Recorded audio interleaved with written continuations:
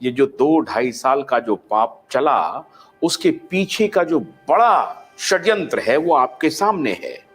ये पैंडेमिक भी नहीं था, ये कुछ और था। और ये पूरी प्लानिंग जो है वो दुनिया की अर्थव्यवस्था को कब्जा करने की है।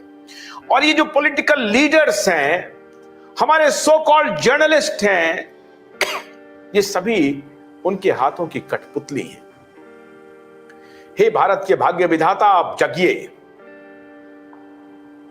हमने तो मन प्राण से वचन ले लिया है कि चाहे कुछ हो जाए, सबसे बड़े ताकतवर इन माफियाओं के खिलाफ मोर्चा खोलते रहेंगे और किसी भी सूरत में भारत के गांव को जगाएंगे, भारत को जगाएंगे। इन माफियाओं के खिलाफ मोर्चा खोलिए।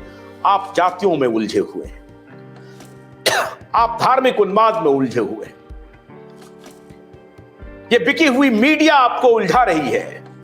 ये बिकी हुई मीडिया आपको सही रास्ते पर, सद्मार्ग पर नहीं लाने देगी। आपको बेचैन करती रहेगी अलग अलग मुद्दों पे।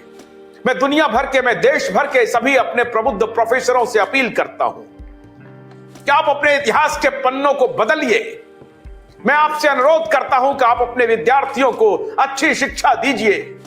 ये बताइए कि हमारा भारत क्या था और ये षड्यंत्र अभी पूरी दुनिया में क्या चल रहा है, वरना आप भी सीरिया हो जाएंगे, आप भी लीबिया हो जाएंगे, आप भी श्रीलंका हो जाएंगे, आप भी पाकिस्तान हो जाएंगे।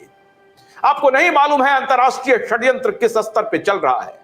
ये मीडिया आपको नहीं बताएगी क्योंकि उनकी क्षमता नहीं है, वो अयोग्य हैं, अयोग्यता की पराकाष्ठा है। वो पढ़ना नहीं चाहते हैं, वो शोध करना नहीं चाहते हैं। जो शोधार्थी हैं उनके बारे में बताते नहीं हैं, वो धर्मपाल जी के बारे में आपको बताते नहीं हैं। रोमिला थापर जैसी सुपरफिशियल हिस्टोरियंस को कोट करते रहते हैं, जो इतिहास की पुस्तकों को तोड़ मरोड़ करके पेश कर रही हैं। ऐसे लोगों के सहारे हमारे इतिहास का ताना बाना बुना गया है। राष्ट्र के गौरव को जगाइए, इस राष्ट्र को जगाइए, वरना यह राष्ट्र गुलामी के कगार पर है।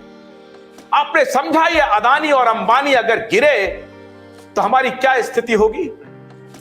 हमने सब कुछ अगर उनके हाथों में दे दिया और वो गिर गए तो हमारी क्या स्थिति होगी। ये गिराएंगे, आपको मालूम नहीं है, क्योंकि ये सारा तंत्र उनके कब्जे में है। जहां से पैसा आया है वो इनको बोलेंगे हमारा पैसा दो। कहां से देंगे ये पैसा? तब क्या करेंगे आप?